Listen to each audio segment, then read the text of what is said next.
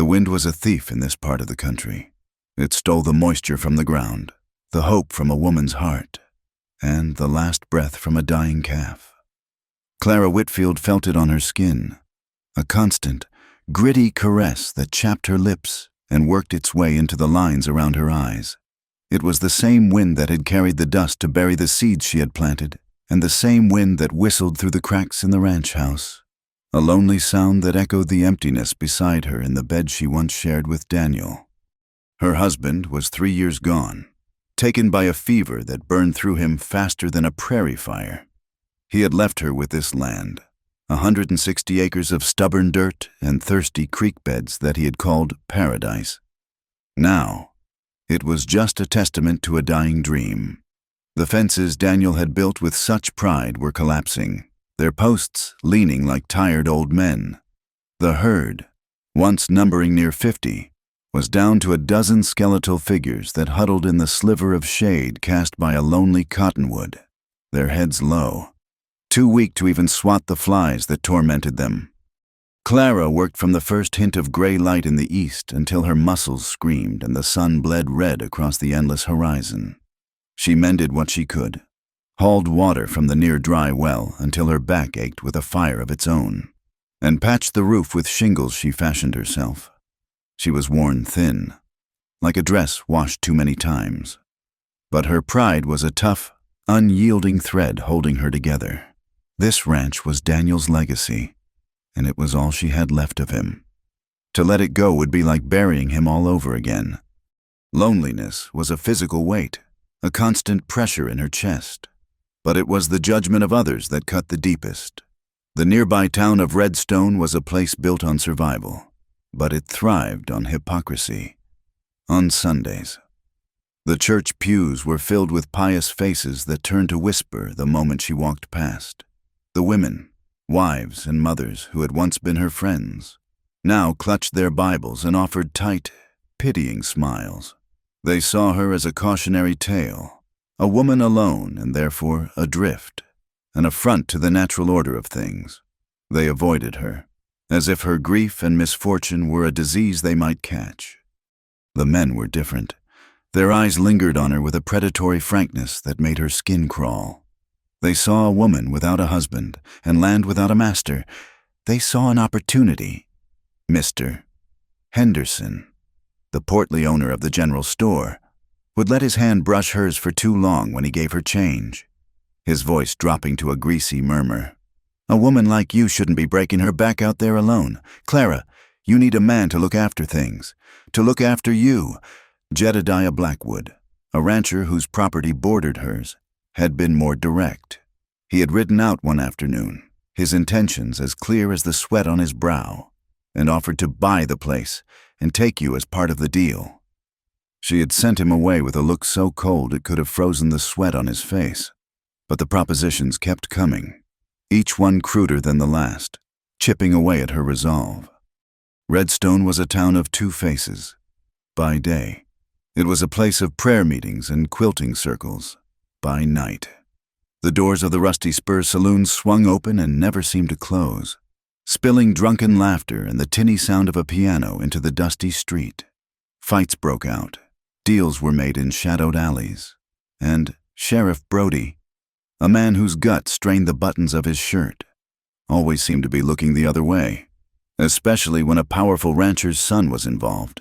It was a brutal world, and Clara knew she was navigating it on a knife's edge. One Tuesday, her supplies had dwindled to nearly nothing. With a heavy sigh, she hitched her old but steady mare, Daisy, to the wagon and made the long, hot journey into town. The ride was a torment of dust and heat. The sun beat down, turning the air into a shimmering haze above the parched earth. In Redstone, she endured the usual gauntlet of stares and whispers. She bought flour, salt, coffee, and a few tins of peaches, a small luxury that felt like a rebellion. She also bought ammunition for Daniel's old rifle, a purchase that earned her a raised eyebrow from Mr. Henderson, but which she considered as essential as flour. The journey back was even more oppressive. The sun was beginning its slow descent, painting the sky in hues of orange and purple, but the beauty was lost on her. Her thoughts were a bleak landscape of worries. The last of her savings had been spent on these meager supplies. The rain hadn't come, and if it didn't soon, she would lose the last of her cattle. She would lose the ranch. She would lose everything. It was in that desolate state of mind that she saw it. A dark shape crumpled at the side of the trail, almost lost in the long shadows of dusk. At first, she thought it was a dead coyote or a bundle of discarded rags. Then she saw the horse. It lay a few yards away, its legs at an unnatural angle, a dark, sticky patch matting the hide of its flank. It was shot. Her heart hammered against her ribs. This was bandit country. She pulled back hard on the reins, her hand instinctively going to the rifle that lay on the seat beside her. She waited, listening. The only sound was the sighing of the wind and the jingle of Daisy's harness. Cautiously, she urged the mare forward. The dark shape was a man. He was lying face down in the dirt, one arm flung out as if reaching for something. His clothes were dark with dust and something else, something wetter. Blood. A wide, dark stain was spreading across the fabric of his shirt, soaking into the thirsty ground beneath him. Fear, cold and sharp, pierced through her exhaustion. Her first instinct was to turn the wagon around and ride as fast as she could. This was not her trouble. Getting involved was foolish, dangerous. He could be an outlaw, a killer. The men who had shot his horse could still be nearby, lurking in the rocks. She stared at his still form, at the dark pool of blood growing larger. He was going to die out here, alone, food for the buzzards that were already circling high above. She thought of Daniel, how he had died in her arms, his body burning with fever. She had been helpless then, able to do nothing but watch as the life fled from him. She could not be helpless again. "Damn it all," she whispered to the empty plains. The words were Daniel's, a phrase he used when faced with a problem that had no easy solution. Clara climbed down from the wagon, her rifle held tight in her hands. Her legs felt unsteady, but she forced them to move. She approached the man slowly, scanning the surrounding hills, her ears straining for any sound. Nothing. She nudged his shoulder with the toe of her boot. He groaned, a low, pain sound that was barely human. He was alive, with a strength born of desperation. She rolled him over. His face was caked with dirt and blood, a dark stubble covering his jaw. He was younger than she had first thought, perhaps not much older than her own 25 years. A deep gash ran along his temple, but the real damage was in his side. His shirt was torn open, revealing a ragged, bloody wound where a bullet had torn through flesh. She had to get him back to the ranch. Leaving him here was a death sentence. Getting him into the wagon would be a Herculean task. He was a big man, solid with muscle even in his wounded state. She looped her arms under his, straining, her boots slipping in the loose dirt. He was dead weight, his body limp and unresponsive. Grunting with effort, she heaved and pulled, dragging him inch by painful inch toward the wagon. Her muscles burned, her lungs gasped for air. Finally, using the wagon wheel as leverage, she managed to haul his upper body onto the wooden bed. With one last, desperate shove, she got his legs in. He lay sprawled amongst the sacks of flour and tins of peaches, a bloody, unconscious outlaw tainting her provisions. She worked quickly, unhitching his dead horse's saddlebags and bridle. She could not leave them behind as evidence. After a moment's hesitation, she took the pistol from his holster as well. Then she urged Daisy into a trot, not daring to look back, praying no one had seen her. The familiar silhouette of her ranch house against the bruised twilight sky had never looked so welcoming, or so vulnerable. Instead of taking him through the front door, she guided the wagon around to the back, to the small room off the kitchen that had once been a pantry. It had a sturdy door and only one small window that looked out onto an empty stretch of prairie. It was as safe a place as she could offer. Getting him out of the wagon and into the room was another brutal struggle. She laid him on the narrow cot, his breathing shallow and ragged. In the dim light of a single lantern, she finally got a proper look at him. His face, beneath the grime, was hard and angular, with a strong jaw and a mouth that was set in a firm line even in unconsciousness. His hands were calloused and scarred, the hands of a man who knew hard work and violence. There was a raw, dangerous energy about him that frightened her. Yet she found herself cleaning his wounds with a steady hand. She fetched a bucket of water and a cloth, along with a bottle of whiskey she kept for medicinal purposes. Peeling the blood-stiffened shirt away from the wound in his side, she flinched. It was a deep, ugly tear, the flesh raw and inflamed. Steeling herself, she poured a generous amount of whiskey directly into the wound. The man's body arched off the cot with a violent jerk, a strangled cry escaping his lips. But he did not wake. His body shuddered and then went limp again. She worked meticulously, cleaning the wound as best she could before packing it with clean rags and binding his torso tightly with strips of an old bedsheet. Exhausted, she slumped into a wooden chair she had dragged into the room. The lantern cast long, dancing shadows on the walls. Outside, the world was silent and dark. She had brought a viper into her home, a wounded man, a dead horse, a gunshot wound. It all pointed to trouble, the kind that got people killed. Every rational thought told her to ride to Redstone and fetch the sheriff. But she knew Sheriff Brody. He would ask questions she could not answer, and this man, whoever he was, would likely end up in a cell or on a rope. For reasons she could not explain to herself, she could not do it. She would give him the night. In the morning, if he was still alive, he would have to leave. He woke just before dawn. Clara had drifted into a fitful, dream-haunted sleep in the chair. Her head slumped against the wall. A small sound, a rough scrape of a boot on the floorboards, brought her instantly awake. Her eyes snapped open to find him staring at her. He had pushed himself up into a sitting position, his face pale and drawn with pain, but his eyes were sharp and alert. They were a startling shade of blue, the color of a winter sky, and they held a weariness that went far beyond his physical injuries. "Where am I?" he rasped, his voice like gravel scraping against stone. "My ranch," she said, her own voice quiet in the small room. She stayed in her chair, keeping a cautious distance. "You were on the trail. You were shot."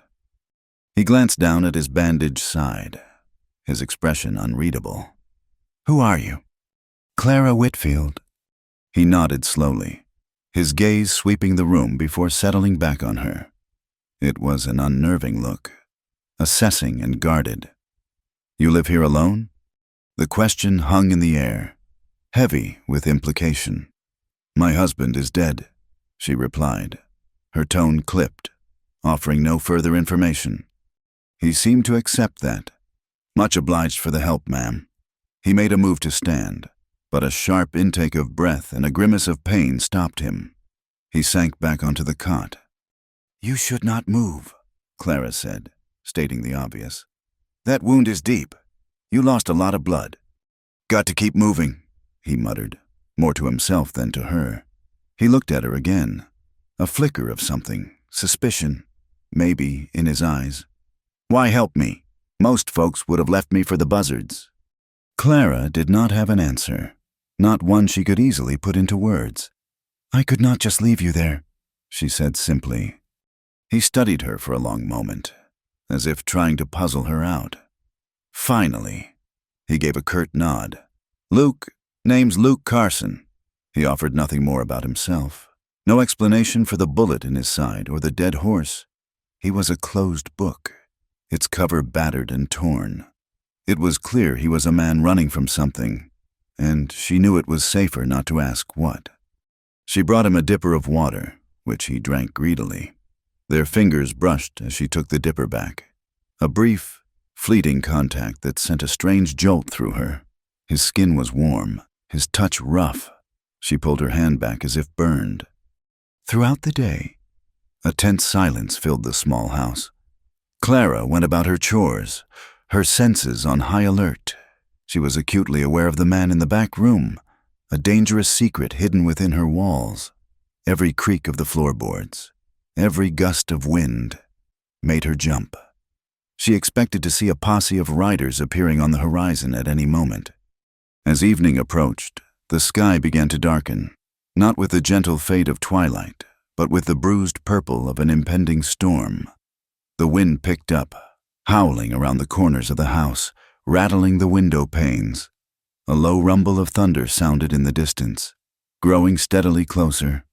She brought Luke a bowl of thin stew, which he ate slowly, his movements stiff with pain. She found herself watching his hands as he held the spoon. They were scarred across the knuckles, the skin weathered and tough. These were not the hands of a farmer. They were the hands of a fighter. That night, the storm broke with a furious intensity. Rain lashed against the house in sheets, and thunder cracked overhead so loudly that the very foundations seemed to shake. Clara lay in her bed, the empty space beside her feeling larger and colder than ever. She could not sleep. Through the thin wall that separated her bedroom from the pantry, she could hear Luke's breathing. It was strained, punctuated by low groans of pain she was sure he thought she could not hear. The sounds twisted something inside her. It was the same sound Daniel had made in his final hours. She could not just lie there and listen to another man suffer. Throwing back the covers, she lit her lantern and went to him. He was awake, his face slick with sweat in the flickering light. His eyes, wide and fever-bright, followed her as she entered the room. "The storm," he began, his voice weak. "It is just a storm," she said softly, setting the lantern on the small crate beside the cot. She placed the back of her hand on his forehead. He was burning up. The wound was likely festering. "I need to change the dressing." He did not protest, simply watched her with those intense, weary eyes as she untied the bandage. The cloth was soaked through with blood and fluid. The flesh around the wound was red and angry. She cleaned it again, her touch as gentle as she could manage, her stomach churning at the sight. He bore the sting of the whiskey without a sound this time, his jaw tight, a muscle twitching in his cheek. As she worked, a deafening clap of thunder shook the house, making the lantern flame jump wildly. She startled, her hand slipping. For a moment, her fingers rested on the bare skin of his stomach, just below his ribs. It was firm and warm beneath her touch. She felt the hard ripple of muscle as he tensed. Their eyes met over the small space that separated them. The air grew thick, charged with something other than the storm outside. It was a current of shared pain, of exhaustion, of a deep and profound loneliness. In his eyes, she saw not a dangerous outlaw, but a man as broken and haunted as she was. The moment stretched, timeless and fragile. Before she quickly pulled her hand away, her cheeks flushing with heat, she finished binding the new dressing, her movements brisk and businesslike now, trying to erase the intimacy of that brief touch. "You need to rest," she said, her voice barely a whisper. She sank back into the chair, too tired to return to her own bed, too worried to leave him alone. The storm raged on, a wild symphony of wind and rain. The rhythmic, pained sound of his breathing was a strange counterpoint to the thunder. Her eyelids grew heavy. The world began to blur at the edges, the lantern light softening as she drifted into an exhausted sleep. Her head fell forward and her hand slipped from her lap, coming to rest on the edge of the cot. His hand, which lay palm up beside his body, moved slightly, perhaps in a dream, perhaps not. His fingers brushed against hers, a whisper-light touch in the thundering darkness, a small, accidental anchor in the storm. The storm passed as abruptly as it had arrived, leaving the world washed clean and smelling of wet earth and sage.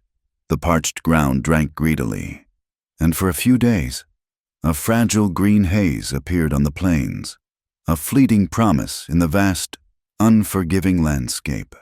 Inside the small ranch house, an equally fragile truce had settled. Luke's fever broke the morning after the storm, leaving him weak and drenched in sweat, but lucid. The angry red around his wound began to fade, and the lines of pain on his face softened into a deep, bone-weary exhaustion. Days bled into one another, marked by the rising and setting of a relentless sun. Clara tended to him with a quiet efficiency that betrayed none of her inner turmoil. She changed his dressings, brought him broth and then solid food, and said little. She felt his eyes on her as she moved about the small back room, a gaze that was both grateful and guarded. Her own curiosity was a constant, gnawing thing. Who was this man? What had he done? Where was he going? The questions were a swarm of bees in her mind, but she never let them pass her lips. To ask was to become involved, and she was already far more involved than she had ever intended to be. Luke healed slowly, stubbornly. First, he was sitting up on the cot, his back ramrod straight despite the pain it must have caused him. Then, he was standing, using the wall for support, his long frame looking too large for the cramped room. A week after she had found him, he stepped out of the room and into her kitchen. He moved with a stiff, careful gait, but he was on his feet. He looked around at the simple, worn space, the iron stove, the scrubbed wooden table, the shelves holding her few plates and cups, and his expression was impossible to read. "I cannot pay you for your kindness, Mrs. Whitfield," he said, his voice still rough but stronger now. "But I am not a man who takes charity.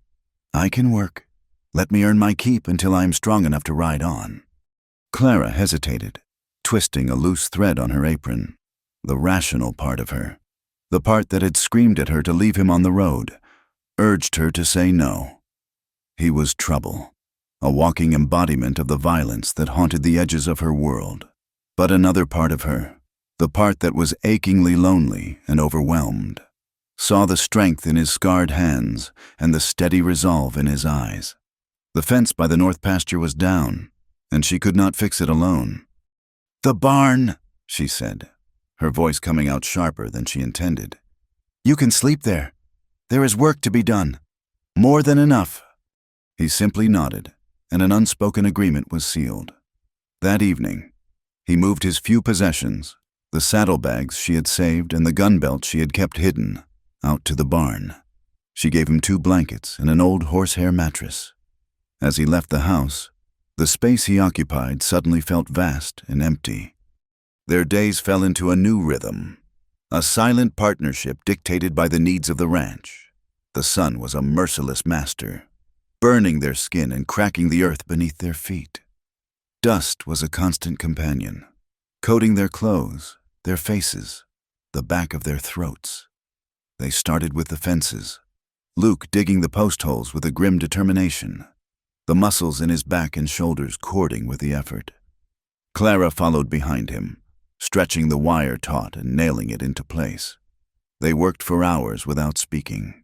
The only sounds, the thud of the post driver, the creak of leather, and the endless sigh of the wind. He worked like a man possessed, like he was trying to physically exhaust the demons that chased him. He never shirked the hardest tasks, never complained about the heat or the meager meals of beans and cornbread she provided. He was trying to outrun his own memories, and she could see the strain of it in the tightness of his jaw and the haunted look that sometimes settled deep in his eyes when he thought she was not looking. In the evenings, after they had cleaned up at the water pump, they would eat at her small kitchen table. The silence between them was a living thing, filled with everything they did not say. She would find her gaze drifting to him, to the way the lantern light carved shadows into the planes of his face, to the scars that mapped his hands. He was a puzzle she could not solve, a dangerous presence that had become inextricably woven into the fabric of her life. After their meal, he would retreat to the barn. More than once.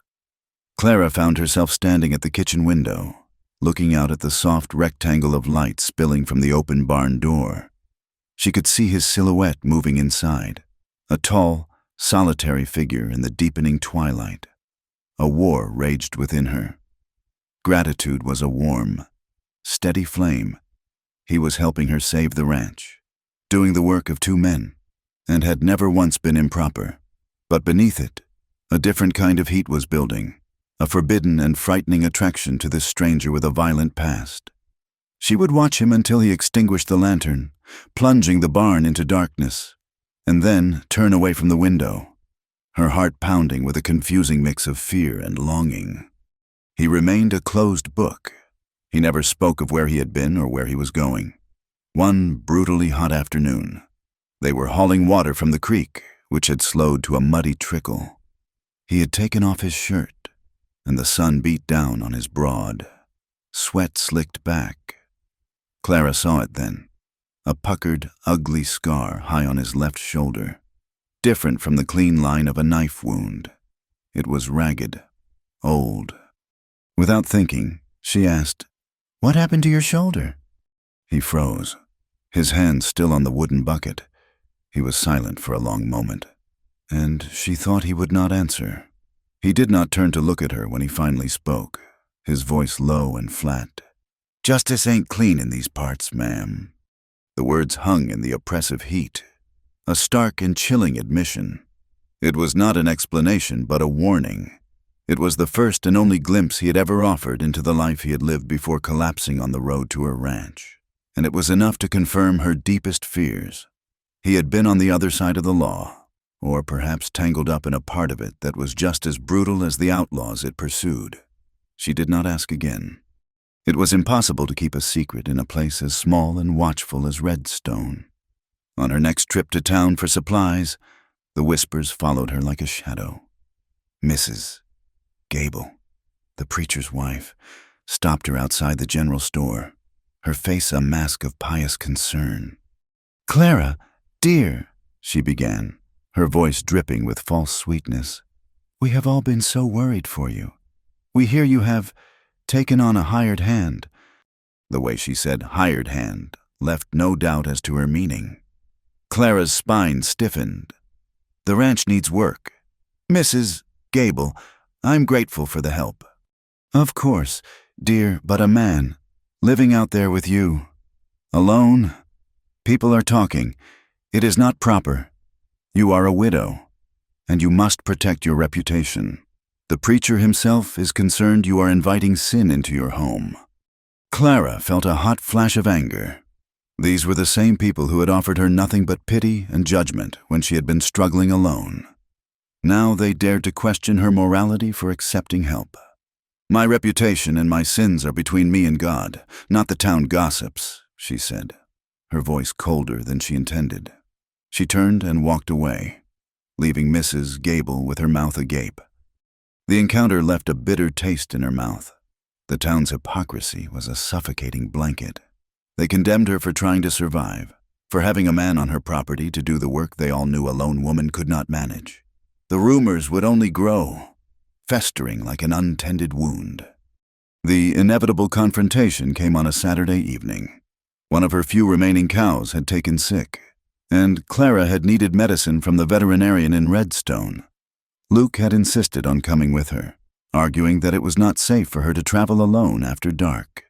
They had tied the wagon near the livery stable, and while Clara was inside with the vet, Luke waited outside. As she stepped out of the vet's office, a bottle of tonic clutched in her hand, she saw him, Jebediah Blackwood. The rancher who had made the crude offer for her land was stumbling out of the Rusty Spur saloon with two of his ranch hands. They were all drunk, their laughter loud and coarse in the quiet street. Blackwood's eyes landed on Clara, and a greasy smile spread across his face. "Well, looky here," he slurred, stepping into her path. "The pretty little widow Whitfield, still playing hard to get?" Clara tried to step around him, her heart beginning to pound. "Excuse me, Mr. Blackwood, I need to get home." He blocked her way again, his sheer bulk intimidating. He smelled of stale whiskey and sweat. "What is the hurry? Your new stud waiting for you out at the ranch?" He leered at her, and one of his men snickered. "I hear you hired some help, a big, strapping fella. Must be keeping you warm on those cold nights." "That is enough," Clara said, her voice shaking with a mixture of fear and rage. "Is it?" Blackwood reached out, his thick fingers grabbing her arm. "I made you a fair offer. Woman, You should have taken it. Maybe you just need a reminder of what a real man can do for you." Before she could scream, before she could even process the foul touch, a dark shape exploded from the shadows. Luke moved with a speed that was terrifying. One moment he was leaning against the wagon. The next, he was on Blackwood, his face a mask of cold fury. He did not say a word. His fist connected with Blackwood's jaw with a sickening crack. The bigger man staggered back, surprise and pain on his face. Luke did not stop. He was a whirlwind of controlled violence. He landed 2 more punches to Blackwood's gut, doubling him over, and then brought his knee up hard into the man's face. Blood erupted from Blackwood's nose. His 2 ranch hands, momentarily stunned, finally moved to intervene. But Luke was ready. He shoved one back with such force that the man tripped over his own feet and crashed into a horse trough. The other he met with a brutal right hook that sent him spinning to the dusty ground, unconscious. Blackwood was on his knees, spitting blood and teeth onto the street. Luke stood over him, breathing hard, his chest rising and falling. His hands were clenched into fists, his knuckles already swelling and bruised. The entire street had gone silent. People were peering out of windows and doorways, their faces pale in the lantern light. Sheriff Brody appeared at the door of the saloon, took one look at the scene, saw it was Jebediah Blackwood on the ground, and quietly stepped back inside. Luke's gaze was fixed on the bloodied man at his feet. There was something terrifying in his eyes, a cold, empty place where mercy did not exist. He looked like he could kill Blackwood with his bare hands and not feel a thing. "Luke," Clara whispered, her voice trembling. Her voice seemed to break the spell. He turned his head slowly, his piercing blue eyes finding hers. The fury receded, replaced by that familiar, haunted weariness.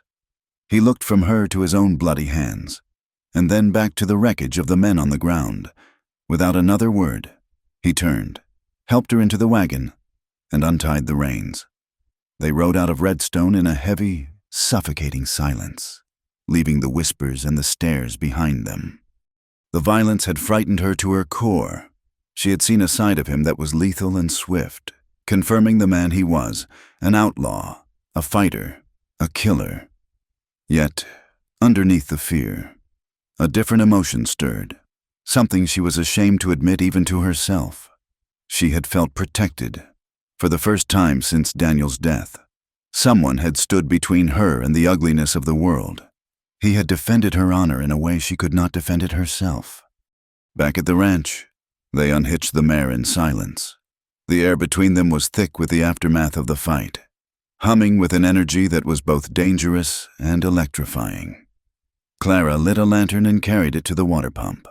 Luke followed, stopping a few feet away. "Let me see your hands," she said softly. He did not move at first, just stood there in the darkness. Then, he slowly held them out. They were a mess. His knuckles were split open and bleeding, already beginning to swell and turn a deep purple. She began to work the pump, the rhythmic squeak a lonely sound in the night. Cool water gushed into the basin. She took a clean cloth from her apron pocket, dipped it in the water, and gently took his right hand in hers. His skin was hot and rough against her own. She began to clean the blood and grit from the cuts, her touch methodical and gentle. He flinched but did not pull away. He just stood there, towering over her, watching her face in the soft glow of the lantern. "You should have left me on the road," he said, his voice so quiet she barely heard it over the chirping of the crickets. She looked up, her eyes meeting his. They were so close. She could see the faint stubble on his jaw, the exhaustion etched around his eyes, the deep regret that seemed to emanate from him. "Maybe I should have," she whispered, her voice thick with an emotion she could not name. "But I could not." A drop of water fell from the sky, landing on her cheek. Then another. The sky, which had been clear and starry moments before, was suddenly clouding over. A soft, gentle rain began to fall, pattering on the dry ground around them, whispering on the roof of the barn. It was nothing like the violent thunderstorm from weeks ago. This was a quiet, cleansing rain. Neither of them moved. She continued to hold his hand, the cool, wet cloth a point of contact in the growing darkness. The rain fell on their hair and shoulders, but they paid it no mind. The world seemed to shrink until it was only the two of them, standing by a well in the middle of the vast, empty plains. The tension that had been building between them for weeks, a quiet and steady hum beneath the surface of their days, finally broke through. It was no longer just curiosity or gratitude or fear. It was something more powerful, something that pulled them together even as every instinct for self-preservation told them to pull apart. The air itself felt alive, humming with the promise of a storm that had nothing to do with the weather. A low, distant thunder rolling in from just beyond the hills. The brief respite the rain had offered was a cruel memory, a fleeting dream of moisture in a world committed to dust. The drought did not just return. It tightened its grip with a vengeance, sucking the last vestiges of life from the land. The creek bed, which had briefly held a trickle of muddy water, was now a fractured mosaic of cracked earth. The grass that had hinted at green turned a brittle, deathly yellow overnight. The cattle, their ribs stark beneath their hides, stood with heads bowed, their mournful, lowing cries a constant, grating lament that scraped at Clara's nerves. There was no choice left. To stay was to watch the last of Daniel's herd perish. 40 miles to the north, beyond the low-slung Coyote Hills, lay the Green River. It was a name spoken with the reverence of a prayer, a place rumored to still run full and deep, fed by mountains she could not see. The journey was a desperate gamble, a punishing trek that could kill the very animals they were trying to save. But staying was a certainty of failure. "We have to take them to the river," she announced one evening, her voice flat with resolve as she stared out the kitchen window at the desolate landscape. Luke, who was cleaning a bridle at her table, stopped his work. He looked at her, then out at the dying land, and gave a slow, grim nod. "It will be a hard ride." "Doing nothing will be harder," she replied. The journey was worse than anything she could have imagined. It was a slow, agonizing march through a sun-scorched hell. The sun was not a source of warmth, but a physical weight, a hammer that beat down on them from a bleached, merciless sky. The air shimmered with heat, distorting the horizon into a watery illusion of relief that never materialized. Dust was their constant companion, a fine, choking powder kicked up by the hooves of the cattle. It coated their skin, gritted between their teeth, and turned the water in their canteens to mud. They pushed the dozen remaining animals forward, their progress measured in feet, not miles. The cattle were weak, stumbling over the rocky terrain, their breath coming in ragged pants. 2 of the older cows went down on the second day. They lay in the dust, their great liquid eyes filled with a placid despair. Unable to rise, there was nothing to be done. Luke had averted his gaze from hers as he unholstered his pistol. The 2 sharp reports echoed in the vast, empty silence, and they had ridden on, leaving the bodies for the circling buzzards, a piece of Clara's hope left behind with them. The nights offered little relief.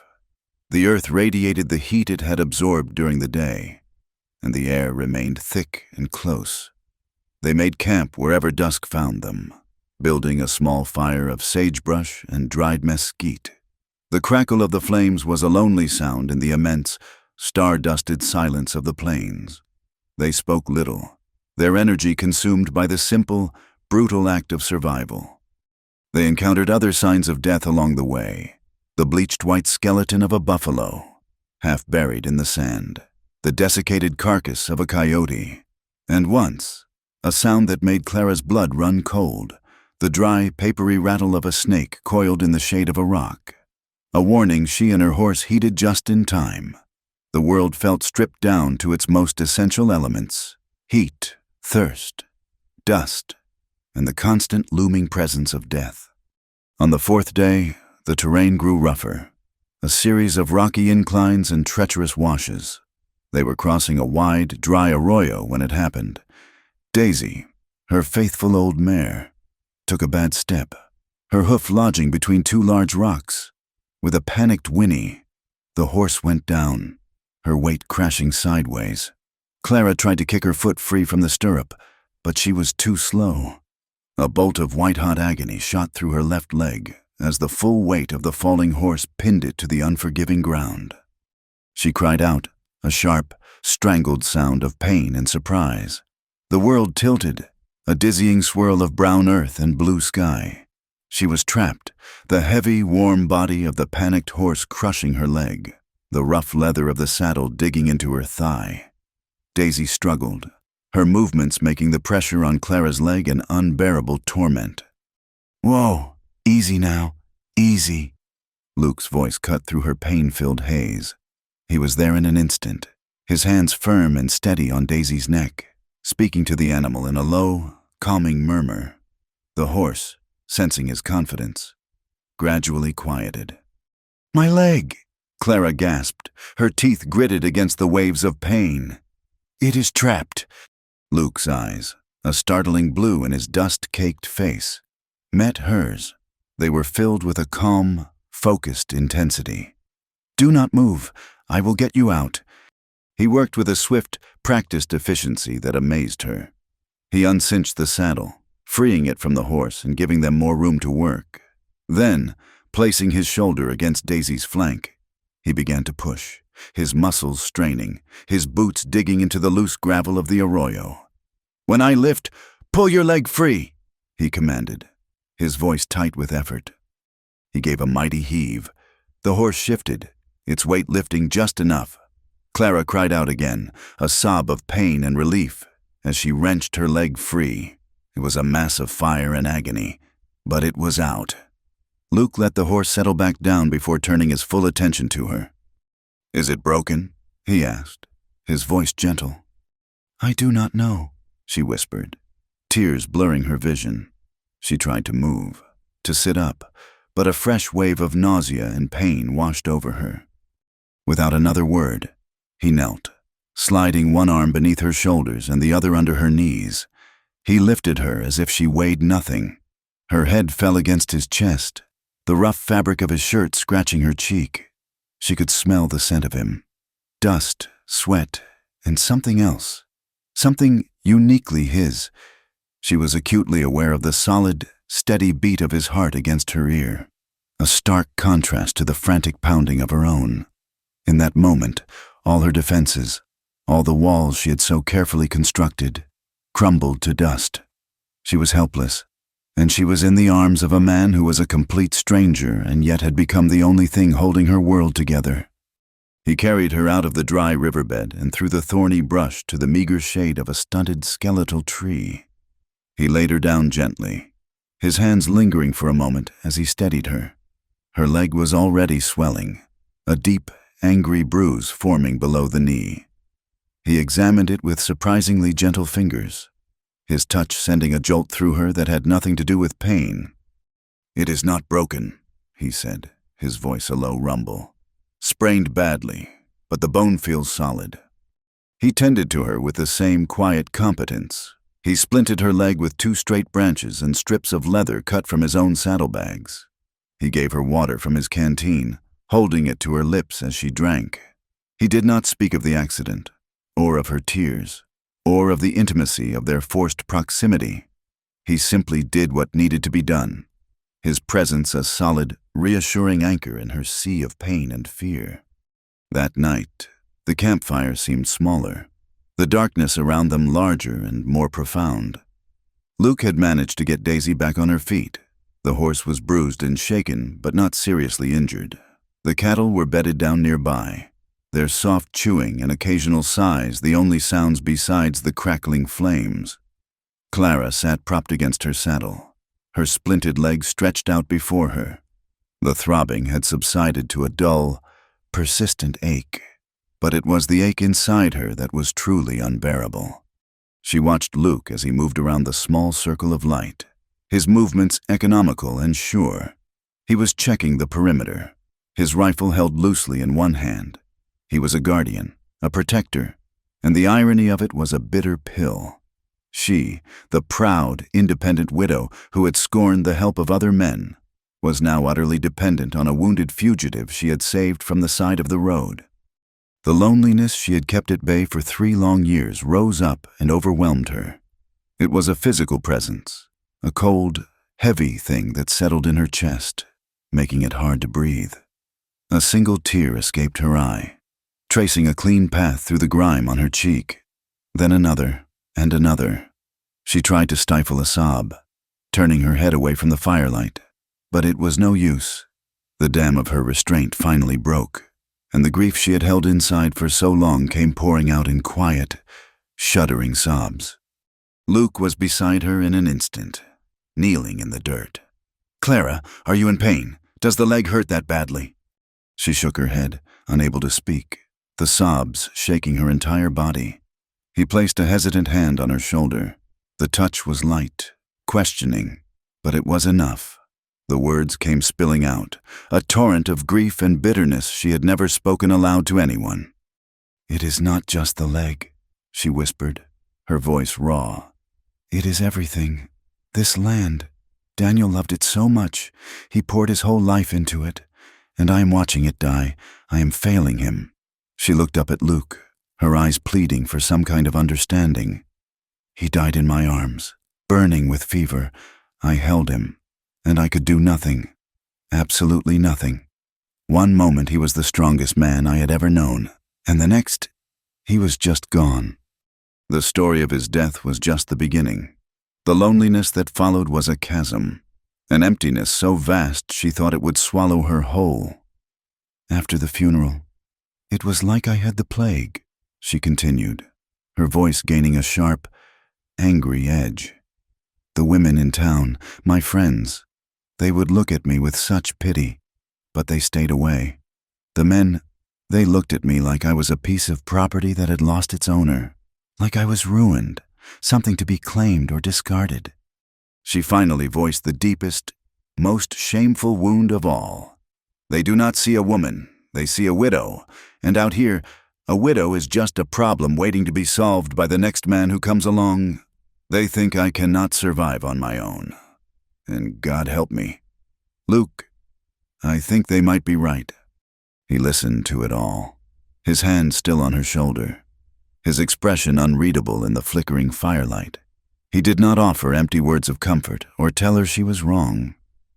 He just listened, his silence a sign of respect for the depth of her pain, when she had finally cried herself out, leaving only a hollow exhaustion in her wake. He finally spoke. "You are not ruined."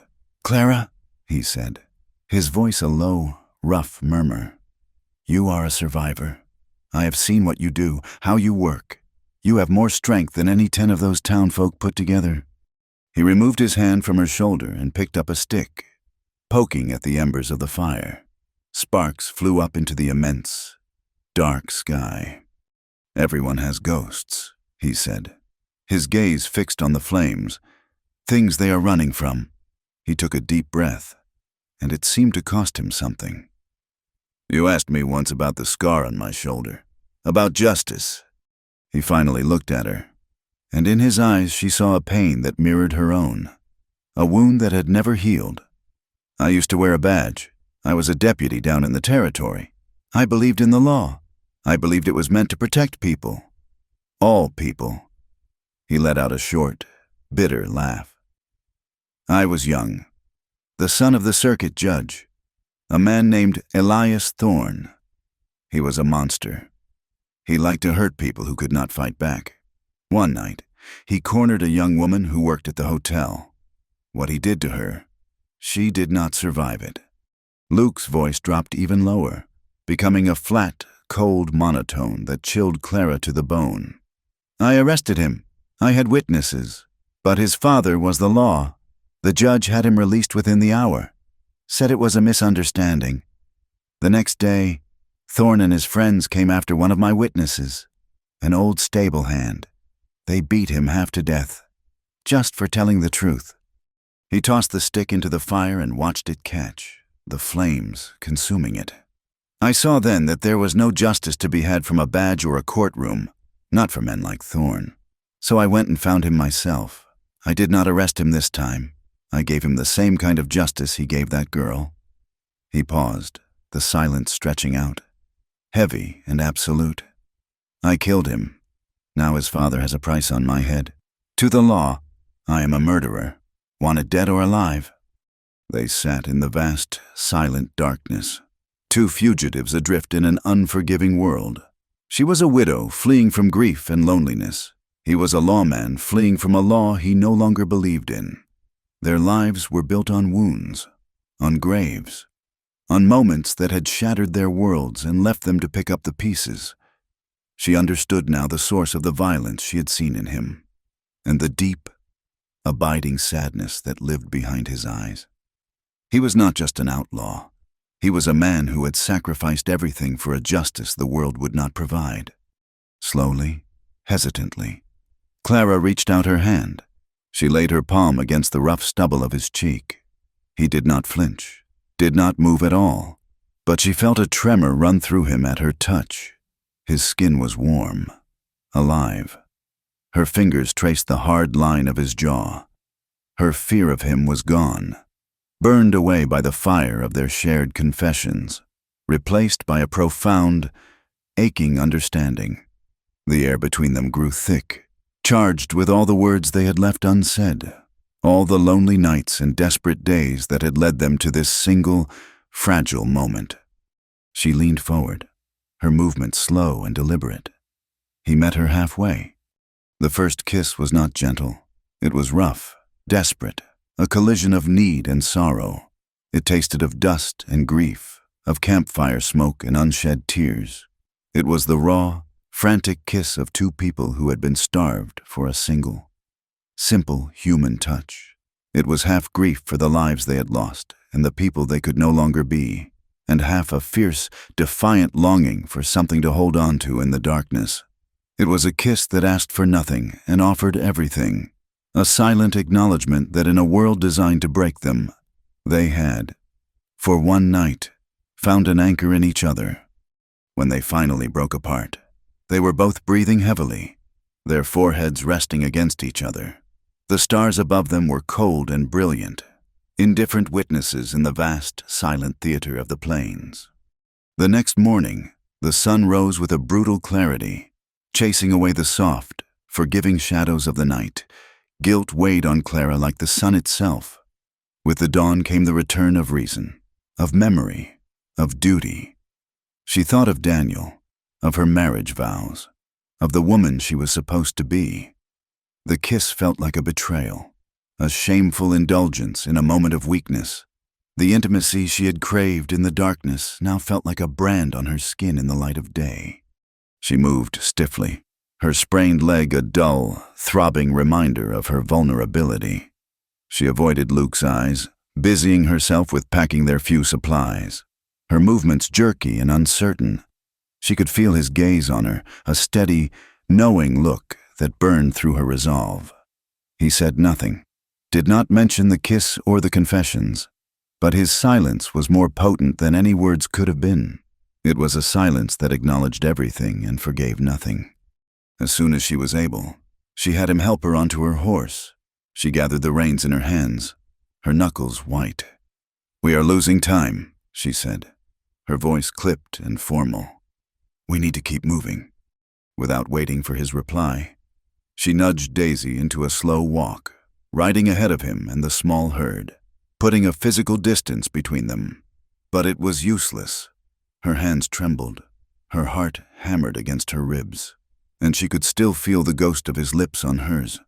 She could pretend it never happened, but she knew, and she knew that he knew. The world had shifted on its axis, and no amount of riding ahead could change that. The journey back to the ranch was a long, silent procession under a sky the color of a fresh bruise. The cattle, their thirst slaked, moved with a renewed but weary purpose. The silence between Clara and Luke, however, was of a different kind. It was not the comfortable quiet of shared labor, but a taut, humming wire stretched between them, vibrating with the memory of a desperate kiss under a canopy of stars. They rode side by side, yet miles apart. each locked in a private battle with the ghosts of the night before. For Clara, guilt was a physical presence, a cold stone in her stomach. She had betrayed Daniel's memory, betrayed the vows she had made before God. Yet, beneath the shame, a terrifying and undeniable current of life flowed through her veins, a warmth she had not felt in 3 long years. She was alive again, and the feeling was both a miracle and a sin. The ranch, when they finally reached it, was the same and yet utterly transformed. The familiar lines of the house and barn, the crooked fence posts, the lonely cottonwood tree, they were all as they had been, but the space around them now felt charged, dangerous. The quiet was no longer a symbol of peace or loneliness. It was the held breath before a storm. Every shared glance was freighted with meaning. Every accidental brush of hands as they worked sent a jolt through the air. Luke had retreated back into himself, his face a mask of stone, but his eyes, whenever they chanced to meet hers, held a raw, unguarded heat that made her look away, her cheeks burning.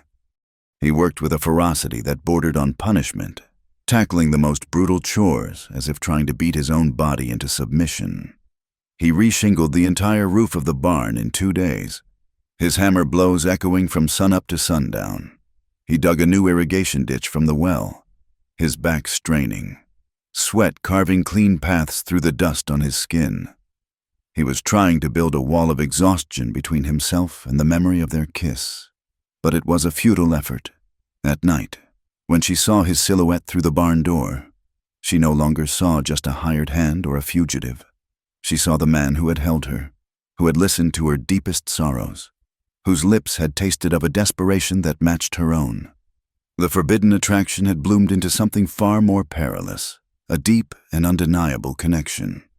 The outside world, which they had escaped for a time on the trail, did not wait long to intrude. A week after their return, a lone rider appeared on the horizon, a slow, deliberate shape moving through the heat haze. Clara's heart leaped into her throat. Luke, who had been repairing a harness near the porch, went still, his hand dropping to rest near the pistol he now wore tucked into his belt. As the rider drew closer, Clara recognized the portly figure and the plodding gait of the horse. It was Sheriff Brody. He rode up to the house and dismounted with a heavy groan, his gaze taking in the tidy yard, the repaired fence, and finally, Luke. His eyes, small and shrewd in his fleshy face, lingered on Luke for a long moment before settling on Clara. "Afternoon, Widow Whitfield," he said, tipping his hat. His tone was deceptively friendly. "Just making my rounds. Heard you and your hand here got the herd to the Green River and back. That is quite a feat in this heat." "We managed, Sheriff," Clara replied, her voice tight. She stood on the porch, her hands clenched in the fabric of her apron, positioning herself slightly in front of the doorway, as if to shield the house itself. Right. Brody nodded, his eyes darting back to Luke, who had not moved a muscle. "Speaking of your hand, I do not believe we have been introduced." Luke's voice was flat, devoid of emotion. "Carson! Luke Carson!"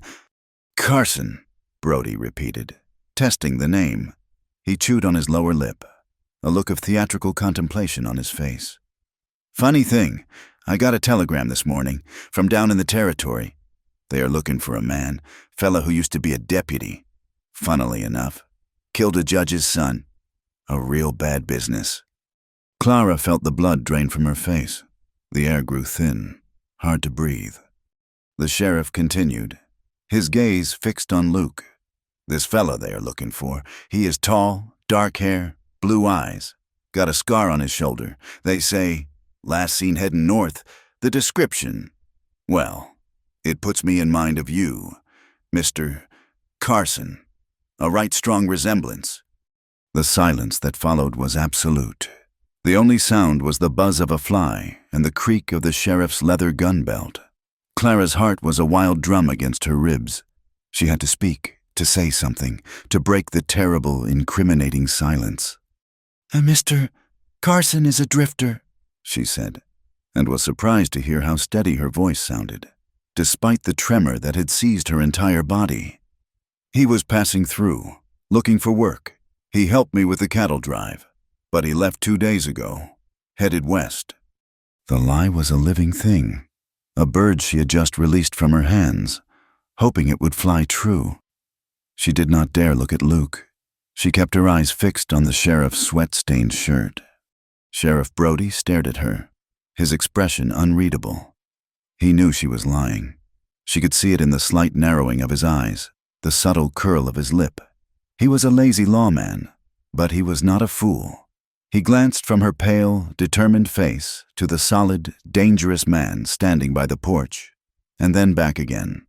He saw the story there, the one she was so desperately trying to hide. For a long moment, she thought he would call her on it, that he would draw his weapon and end it all right there. Instead, he let out a slow, deliberate breath. He was a man who preferred the path of least resistance, and confronting a desperate woman and a man who looked like he could break him in two was not that path. "Is that so?" he said, his voice flat. "Well, if you see anyone matching that description, you be sure to let me know. There is a $500 bounty on his head. A lot of money. Enough to make a person's neighbors mighty observant." He let the threat hang in the air for a moment before heaving himself back onto his horse. "You take care now. Widow. A woman alone cannot be too careful about the company she keeps." He turned his horse and rode away, not once looking back. Clara stood frozen on the porch until he was just a small speck on the horizon. Only then did she allow herself to breathe, her legs so weak she had to grip the porch railing for support. She turned to look at Luke. The stony mask was gone, replaced by a deep, weary sorrow. He knew, as she did, that the sheriff's visit was not an end, but a beginning. Time had run out. That evening, he did not come to the house for supper. Clara waited, the stew growing cold on the stove, a knot of dread tightening in her stomach. When the sun had fully set, casting long, dark shadows across the yard, she could wait no longer. She walked out to the barn, her footsteps soundless in the dust. The lantern inside was lit, and through the open door, she saw him. He was rolling his single blanket into a tight bedroll. His saddlebags were already packed, his pistol and gun belt lying beside them. He was leaving. She stepped into the doorway, her silhouette blocking the fading light. He looked up, his movements ceasing. They stared at each other across the dusty, moat-filled space, the silence stretching between them, thick with unspoken words. He was the first to speak, his voice a low rasp. "He knows." "Yes," she whispered. "He will be back, or he will send word to the bounty hunters. They will not be as lazy as he is." She took a step into the barn, then another, until she was standing just a few feet from him. The wind had picked up, a low, mournful sound that howled around the corners of the old building, rattling the loose planks. It whipped a loose strand of her hair across her face, and she pushed it back with a trembling hand. "You cannot just leave," she said, the words feeling foolish and small as soon as they left her mouth. Of course he could. He had to. "You'll hang if they find you here," she said, her voice cracking with the fear she had been suppressing all day. The image of a rope, of his body swinging from a gallows, flashed in her mind, stark and horrifying. He finished tying the bedroll, his movements precise, final. "And you will be alone if I stay," he replied, his voice rough with a pain that tore at her heart. "Or worse, they will see you lied. They will call you an accomplice. They could take this ranch. Clara, they could take everything from you. This ranch is just dirt and wood without—" She stopped, unable to finish the thought, unable to admit that the land meant nothing without the life he had brought back to it, and to her. The argument was a useless dance around the truth that lay raw and exposed between them. "I am a dead man," he said, his voice flat and devoid of hope. He finally looked up at her, and the despair in his eyes was a physical blow. "I have been since the day I killed Thorne. Every town, every road, It is just a matter of time. I will not drag you down with me." "You are not a dead man," she insisted, her voice rising with a desperate passion. "You are the most alive person I have ever known. You fought for me. You saved my herd. You saved me. And I will put a rope around your neck just by staying here." He shot back, his own control finally snapping.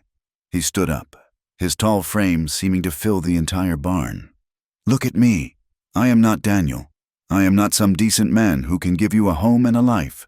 I am a killer with a price on my head. You deserve better than this. You deserve peace." "I do not want peace," she cried, the words torn from the deepest part of her. "I had peace for 3 years. It was quiet, and it was empty, and it was a living death. I do not care what you have done. I do not care what they call you. I know who you are." The wind howled, a wild, keening sound that seemed to mock their anguish. He stood before her, a man determined to save her by destroying them both, his face a torment of guilt and a fierce, protective love. He believed he was poison, a blight on her life, and she knew, with an unshakable certainty, that he was her only salvation.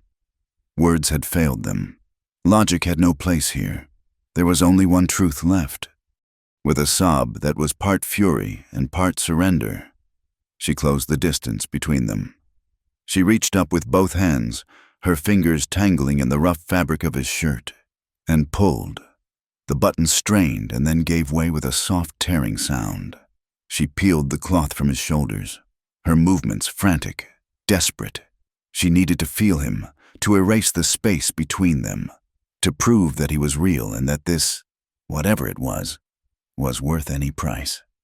The lantern light cast a golden glow on his skin, on the hard muscles of his chest and the old, puckered scar on his shoulder. He stood completely still, his body rigid with shock, his breath catching in his throat. She pressed her face against his chest, her tears hot against his skin. Her voice was a broken whisper, lost in the sound of the wind and the frantic beating of her own heart. "I am yours now," she breathed, the confession a prayer and a demand. "I need a cowboy." For a moment, he did not move. Then, with a low groan that seemed to come from the very depths of his soul, his arms came around her, crushing her to him, his hands tangled in her hair, his head bowing down to hers. He was no longer fighting. They were past fighting. He swept her up into his arms and carried her out of the barn, into the wild, roaring night. He did not take her to the house, to her bed with its memories and ghosts. He took her behind the ranch house, to the sheltered space between the wall and the woodpile, a place that belonged only to them. He laid her down on the cool, soft earth as the first drops of rain began to fall, fat and heavy, spattering in the dust around them. The sky opened up, a torrential downpour that soaked them in seconds, plastering her dress to her skin and his hair to his forehead. Thunder rolled across the plains, a deep, guttural sound that vibrated through the ground beneath them. The world narrowed to this small patch of earth, to the sound of the rain and the thunder, to the frantic, desperate need that had finally consumed them both. There was no gentleness, only a raw, elemental hunger. It was a claiming, a branding, a desperate attempt to forge a single moment of permanence in a world that was trying to tear them apart. Afterward, they lay tangled together in the mud and the wet grass, the rain softening to a gentle patter. The storm had passed, both outside and within them. A profound silence descended, heavy, human, and real. It was the silence of consequence, of a line that had been irrevocably crossed. She shivered, and he pulled his wet shirt over her, his movements tender and slow, lying there, with his arm around her, his heart beating a steady rhythm against her back. Clara knew the truth. Her lie to the sheriff had been the first step. This was the final one. Love had not saved them. It had simply made them fugitives together. Dawn arrived not as a gentle promise, but as a cold, gray accusation. The world, washed clean by the storm, looked stark and unforgiving in the morning light. The mud clung to their clothes and skin, a tangible reminder of the night's desperate surrender. Reality came rushing back, and with it, a fear so profound it left no room for shame or regret. They were exposed, vulnerable, and living on borrowed time. Clara was the first to speak, her voice a low, urgent whisper as they stood in the kitchen, the rising sun casting long, skeletal shadows across the floor. "We have to go, now. We can pack what we can carry and ride north. They will not think to look for two riders." Luke stood by the window, his back to her, staring out at the vast, empty plains that had become his prison. He had pulled on his damp shirt, but he had not bothered with the torn buttons. The sight of his bare chest, of the skin she had touched and clung to, sent a fresh wave of terrifying intimacy through her. "There is Noah in this, Clara," he said, his voice quiet but absolute. He turned to face her, and the hope that had flickered in her heart died at the look in his eyes. It was the look of a man who had already accepted his fate. "I am leaving. You are staying. This is your home." "It is just a place," she insisted, stepping toward him, her hands clenched at her sides. "It is just land. It is not worth your life." "It is worth more than that. It is your life," he countered, his voice rough with an emotion he was trying to suppress. "It is Daniel's legacy. Everything you have fought for. I will not be the one to burn it all to the ground. I came into your life like a stray bullet, and I will not let my trouble tear you apart." Before she could argue further, a sound drifted on the morning air, the slow, rhythmic clop of a horse. They both froze. Luke's hand went instantly to the pistol tucked in his belt. They waited, their bodies rigid with tension, until a familiar, stooped figure came into view. It was Silas Croft, their nearest neighbor from 5 miles east. A kind, elderly man whose own ranch was little more than a dirt-floored cabin and a handful of chickens.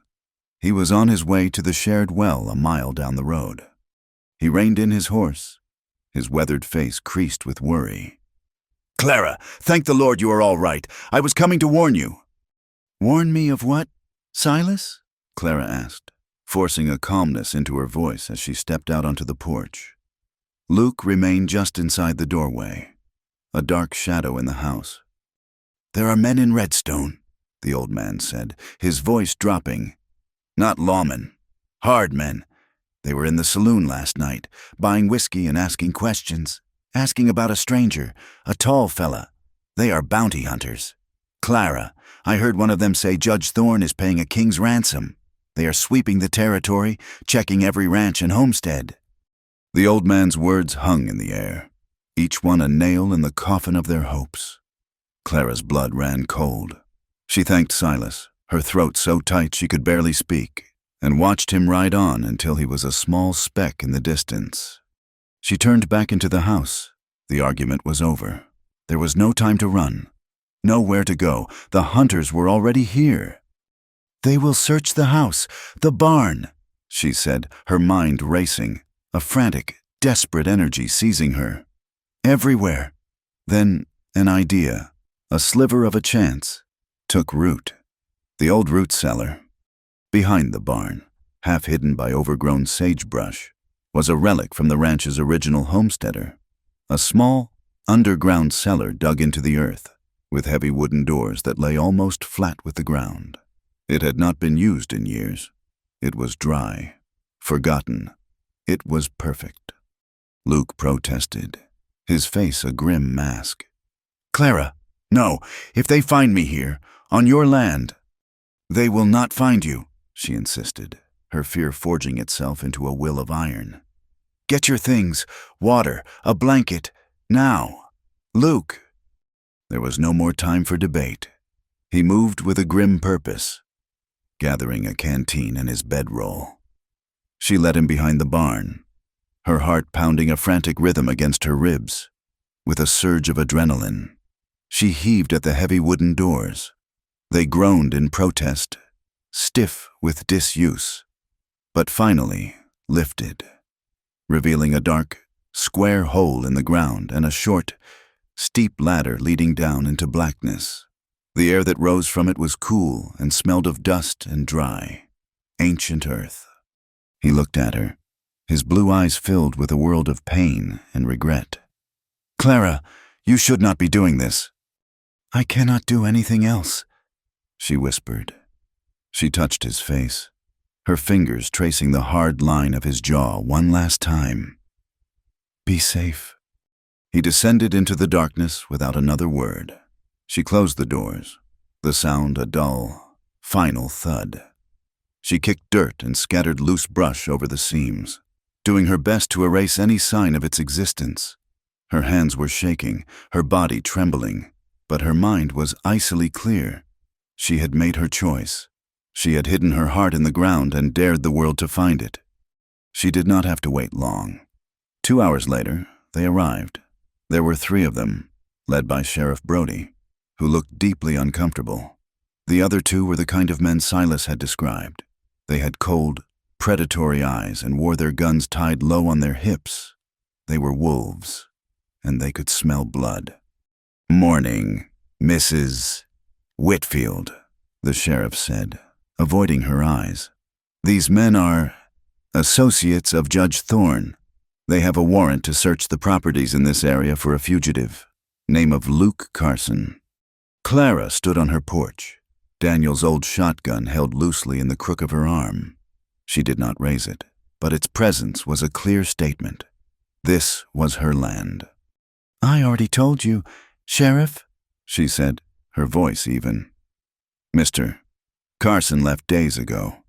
One of the bounty hunters, a tall, thin man with a cruel twist to his lips, spat a stream of tobacco juice into the dust near her feet. "The sheriff here says you are all alone out here, a pretty woman with no husband. Might be a man like Carson would find that hospitable." The insinuation was a physical blow, but Clara did not flinch. She kept her gaze steady, her expression a mask of cold indifference. "My husband is buried on that hill. This is my home. I do not take kindly to trespassers, and I do not harbor criminals. You are welcome to search. You will not find anyone." She stood like a statue as they ransacked her life. They tore through the house first, upending her mattress, throwing the contents of her drawers onto the floor, looking behind the flour sacks and under the small cot in the back room. They found nothing but the quiet, orderly poverty of her existence. Then they moved to the barn. This was the true test. Clara followed, her heart a cold, tight knot in her chest. She watched as they overturned hay bales, kicked open empty stalls, and peered up into the shadowy loft. The thin bounty hunter walked the perimeter of the barn slowly, his eyes scanning the ground.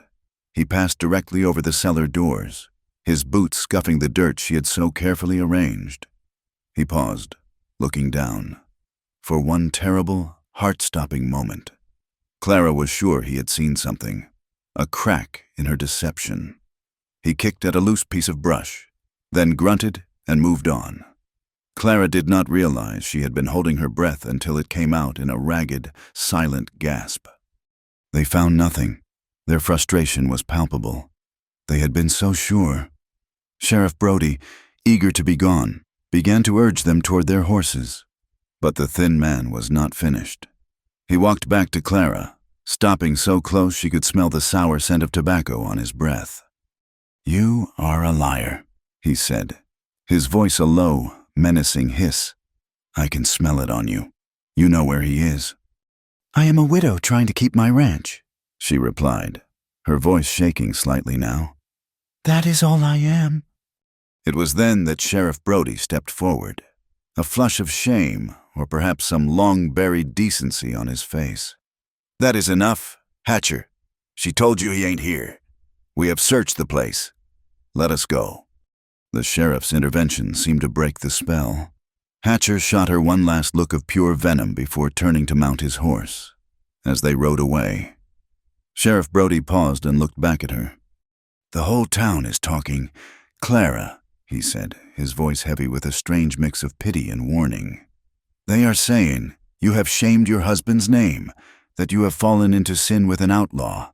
This trouble, it will not just go away. She watched them disappear, her body trembling with the aftermath of the ordeal. She had endured their search, their accusations, their humiliation. She had held firm. She had not betrayed him. But the sheriff's final words echoed in her mind, a stark reminder that even if Luke escaped, she would be left to face the ruin they had created together.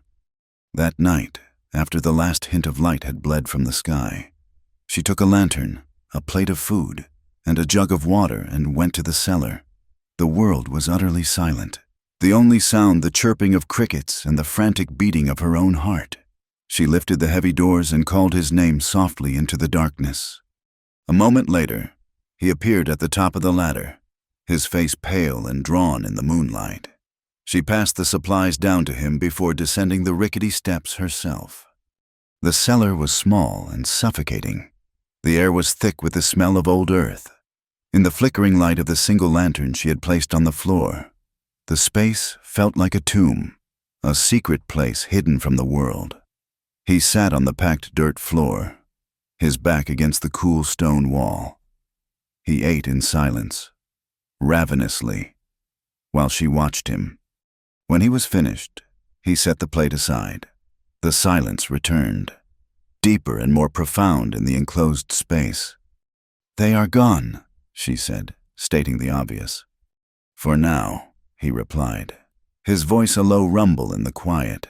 He looked at her, and his eyes were filled with a guilt so profound it was almost a physical presence in the small cellar. "I heard what that man said to you.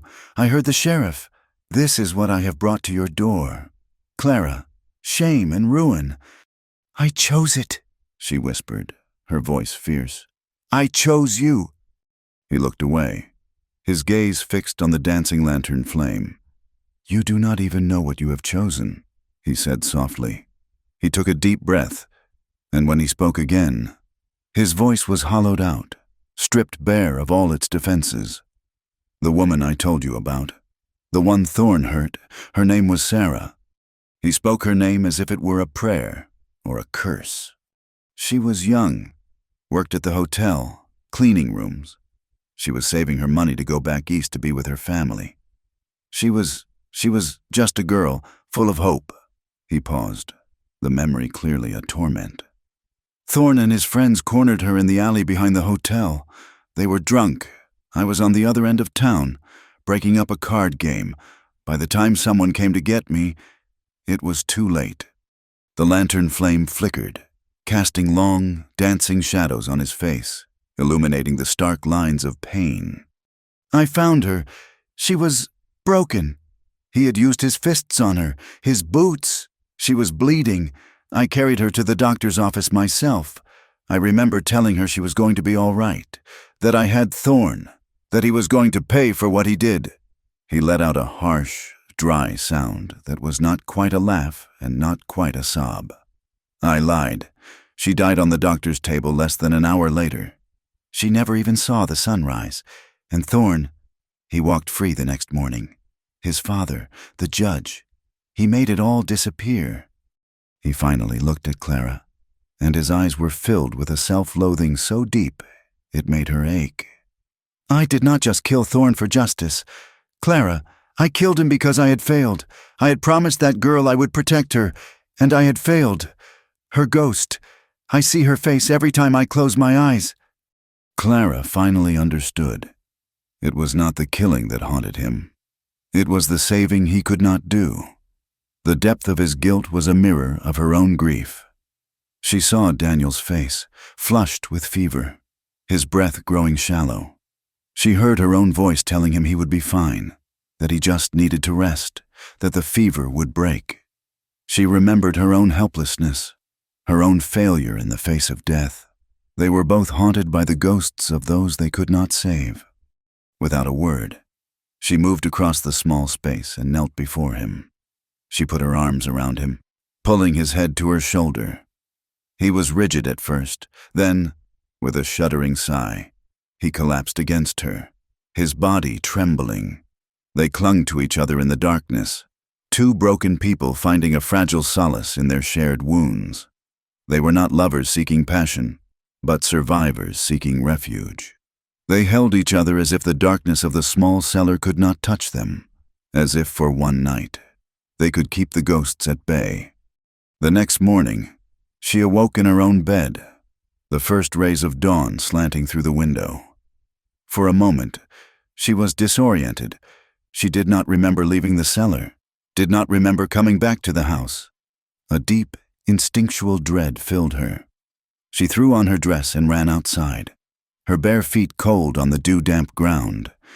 The cellar doors were closed. The world was quiet, peaceful, too peaceful. She ran into the kitchen, and she saw it immediately. On the scrubbed wooden table, propped against the salt crock where she would be sure to see it, was a folded piece of paper. His canteen was gone. His gun belt was gone. Her hands trembled as she picked up the note. His handwriting was rough but clear, the letters stark against the cheap paper. It was not long, just a few words that shattered her world completely. "Live. Do not wait for ghosts like me." He was gone. He had slipped away in the night, a phantom leaving nothing behind but a few words and a silence that was louder than any storm. He had done it to save her, to give her back the life he believed he had stolen. It was an act of profound love, and it felt like the cruelest betrayal. Weeks passed. The world turned. The sun rose and set, and the dust settled back over the land. Clara worked. She rose before dawn, tended to her small herd, mended her fences, and fell into bed each night with an exhaustion that went bone deep. She was emptier, hollowed out by a loss that was somehow sharper and more painful than the one she had endured before. But she was also stronger. The fear was gone, burned away in the fire of her choices. She had faced down bounty hunters, lied to the law, and loved a fugitive. The whispers in town no longer touched her. She had endured the worst, and she was still standing. Her solitude was no longer a state of loneliness, but one of grim, unyielding resolve. One hot, still afternoon, she was down by the riverbank, where the water had shrunk back to a lazy, shallow stream. She was checking the snares she had set for rabbits, her movements automatic, her thoughts a dull, constant ache. Something dark, caught in the reeds near the opposite bank, caught her eye. It was a piece of fabric, half submerged in the muddy water. Curiosity, a long-dormant emotion, stirred within her. She waded across the shallow river, the cool water a shock against her hot skin. As she got closer, her heart began to hammer against her ribs with a slow, heavy dread. It was a hat, a man's hat, made of dark, worn felt. She pulled it from the reeds, her hands shaking. Water streamed from the brim. She knew its shape, the familiar crease in the crown, the way the brim was curled slightly on the left side. It was Luke's. And then she saw it. On the band, just above the brim, was a dark, ugly stain. It was not mud. It was the dark, flaking crust of dried blood.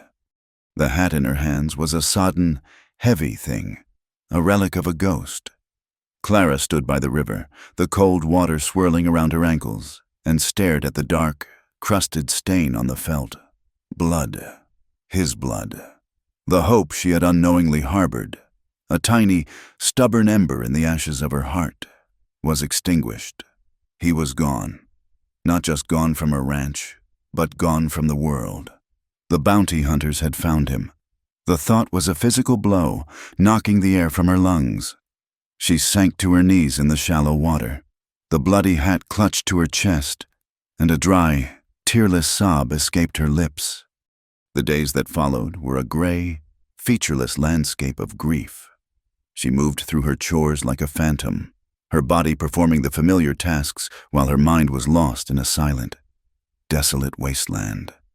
The sun beat down, the wind blew, the dust settled. But Clara felt none of it. Luke's absence was a palpable void, a hollow space in the world that had once been filled with his quiet strength, his haunted eyes, his dangerous and gentle presence. His note had been an act of love, a sacrifice to keep her safe, but his death, out here alone, hunted and broken, felt like the cruelest, most pointless waste she had ever known. She had not saved him. She had only been a brief stop on his road to the gallows. Or worse, a shallow grave in the middle of nowhere. It was nearly a week after she found the hat, on an evening when the sky was bleeding purple and orange into the horizon, that she heard it. A sound so faint she thought she had imagined it, a weak, desperate cry, like a wounded animal, carried on the wind. She froze, her hand on the handle of the water pump, and listened. It came again. Closer this time, a man's voice, raw with pain. Her heart, which she thought had turned to stone, began to hammer against her ribs. She grabbed the rifle from its place by the door and ran, not away from the sound, but toward it. She followed the desperate cries past the edge of her property, into the rocky scrubland where the earth was cracked and thorny bushes clung to life. And then she saw him. He had collapsed at the base of a rocky outcropping, a crumpled figure in the fading light. He was delirious, muttering to himself, his clothes torn and stained with a mixture of dirt and fresh, bright blood. A crude bandage was wrapped around his thigh, and it was soaked through. He had not died by the river. He had been shot, hunted, but he had survived. He had been trying to make his way back to her. Luke, she breathed, the name a prayer of disbelief. Getting him back to the ranch was a nightmare of staggering, desperate effort. He was barely conscious, a dead weight against her, his body burning with fever. She half dragged, half carried him, her muscles screaming, her lungs on fire. Every few feet she had to stop, her body trembling with exhaustion, and then push onward again, driven by a fierce, primal refusal to let him die. She would not fail him again. She did not take him to the house or the barn. There was only one place. With the last of her strength, she hauled open the heavy wooden doors of the root cellar and somehow managed to get him down the ladder and into the cool, silent darkness. She tore open his pant leg. The bullet wound was ugly, inflamed, the flesh around it swollen and angry. He had been shot days ago. It was a miracle he was still alive. She cleaned and dressed the wound as best she could in the flickering lantern light, her hands shaking so badly she could barely tie the knot on the new bandage. He thrashed and moaned, lost in a fever dream, calling out a name she did not recognize. Sarah. He was hidden. He was alive. But for how long? The men who had done this would not simply give up. They were still out there. The proof came the very next night. Clara was in the house, watching a pot of broth simmer on the stove. When she saw the lights, a string of them, like malevolent fireflies, bobbing and weaving across the dark plains, coming straight for her ranch, torches, a posse. Her blood turned to ice. She grabbed the shotgun, her hands so slick with sweat that she almost dropped it. She stood in the center of her small kitchen, her back to the stove, and waited. The sound of hoofbeats grew, a thunderous rumble that shook the very foundations of the house. Men shouted, their voices sharp and angry on the night air. They surrounded the house, the torchlight dancing wildly, casting monstrous shadows that leaped and rittered across the walls. A heavy fist hammered on her door. "Clara Whitfield, this is Sheriff Brody. Open up. We know he is in there." His voice was different this time. Gone was the lazy indifference. It was replaced by a hard, demanding edge. The bounty hunters had likely put pressure on him, or perhaps the lure of the reward money had finally overcome his inertia. She did not move, did not answer. The shotgun felt impossibly heavy in her arms. "We have a warrant to search this property from top to bottom," another voice shouted. This one filled with the cruel venom she remembered. "Hatcher. You are harboring a fugitive. Woman! That is a hanging offense in its own right. Send him out, or by God, we will burn this place down around you." The threat was real. She could smell the pitch from the torches, see the hungry orange flames reflected in her window panes. They would do it. They would burn her home, her life, everything Daniel had built, to get to the man hidden in the ground outside. Clara took a deep breath, the air burning in her lungs.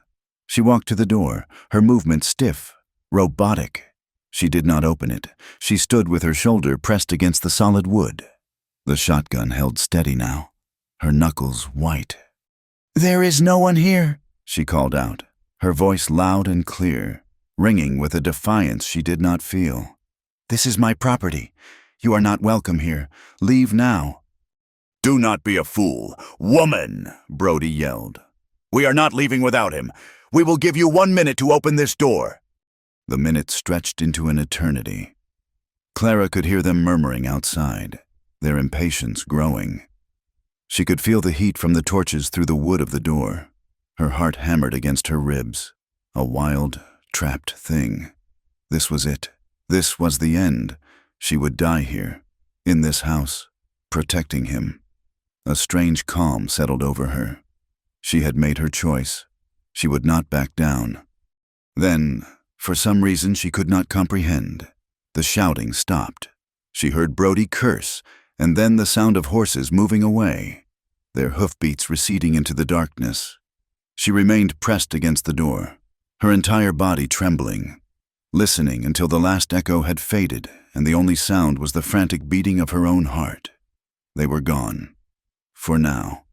She stumbled back to the table and sank into a chair, the shotgun clattering to the floor. She had faced them down. She had won, but it was a hollow victory. They would be back. As the night deepened, Luke's fever seemed to worsen. She sat with him in the claustrophobic darkness of the cellar, wiping his brow with a cool, damp cloth. His delirium gave way to moments of fleeting, pain-filled lucidity. During one of these moments, his eyes, cloudy with fever, focused on her. "Clara," he whispered, his voice a dry, cracked rasp. His hand, hot and trembling, found hers. "I am so tired of running." "Do not talk like that," she said, her own voice thick with unshed tears. "You need to rest. You need to get your strength back. You will get through this, Luke. We will get through this." "There is no way," he murmured, his gaze drifting to the darkness above. "There is nowhere left to run. This is the end of the road." "No," she begged, her grip tightening on his hand. "You have to fight. You have to want to live. Dream of something else. Somewhere else. A place where there are no bounties, no ghosts. Dream of a future. Luke, please." A faint, sad smile touched his lips. He turned his head slowly, his eyes finding hers again. They were clearer now, filled with a profound and heartbreaking tenderness. "You gave me that already," he said, his voice barely audible. "These past weeks, here with you. It was the only time in a long time I did not feel like I was running. It was a place that felt like peace." His words were a confession, a final gift. He was not talking about the land, about the ranch. He was talking about her. With her, he had found a fragile, fleeting peace, a home in a world that had made him a perpetual fugitive. Tears streamed down her face, falling onto their joined hands. He had given up his life for her, and she had given him a few weeks of quiet before the end. His eyes drifted shut, and he slipped back into the fever's embrace. She stayed with him, holding his hand, the weight of his confession settling over her, a beautiful and unbearable burden. The end came sooner than she expected, just before dawn. When the sky was a pale, wounded gray, the sound of hoofbeats returned. This time, there was no shouting, no threats, just the grim, determined sound of a dozen or more horses surrounding her property. They were not here to search. They were here to lay siege. The noise woke Luke. His eyes opened, and this time, they were completely clear, completely lucid. He had heard them too. He pushed himself into a sitting position, his face pale and set like stone. "They are back," he said. It was not a question. "I will not let them take you," she said, her voice a low, fierce whisper. "They will not have to," he replied. He looked at her, and the love in his eyes was so fierce it was a physical pain. "They will burn you out. They will take this ranch. They will hang you for helping me. I have brought you nothing but death. Clara, I will not let you die for me." He began to push himself up, using the cellar wall for support. "What are you doing?" she cried, grabbing his arm. "Luke, no!" "It ends now," he said, his voice gentle but unbreakable. "My way. It is the only thing I have left to give you. Your life, this place, a chance to be free of me." He was going to give himself up. He was going to walk out there and let them kill him. A final, terrible act of love to save her. She clung to him, sobbing, begging him not to go. But it was like arguing with a mountain. His resolve was absolute. He gently pried her hands from his arm. "I should have died on that road. Clara," he whispered, his hand cupping her cheek. "Every day since has been a gift. From you." He leaned in and kissed her forehead. A soft, final touch. "Live," he said, echoing the words from his note. He turned and began the slow, agonizing climb up the ladder. She watched, helpless, as his silhouette rose into the gray pre-dawn light. She heard the cellar doors open, then close. She was alone in the darkness. But she could not let it happen. She would not. She scrambled up the ladder and peered through a crack between the heavy wooden doors. Luke was walking slowly, unsteadily, toward the house, his hands raised in a gesture of surrender. The posse, a ring of dark figures on horseback, watched him, their rifles leveled. Sheriff Brody sat on his horse directly in front of the house, his face grim. "It is over. Carson," Brody shouted, his voice carrying on the still morning air. "It is all over." Luke came to a stop in the middle of the yard, his head held high. He looked so alone, so defiant, a single, broken man against a world of violence. Sheriff Brody dismounted and drew his pistol. He walked toward Luke, the gun held steady. He was going to execute him right there, in her yard. There would be no trial, no justice, just a bounty collected. Something inside Clara snapped. The grief, the fear, the rage, the fierce, desperate love. It all coalesced into a single, blinding point of action. She threw open the cellar doors, the shotgun she had left there in her hands. She did not shout, did not hesitate. The world narrowed to a single, clear purpose.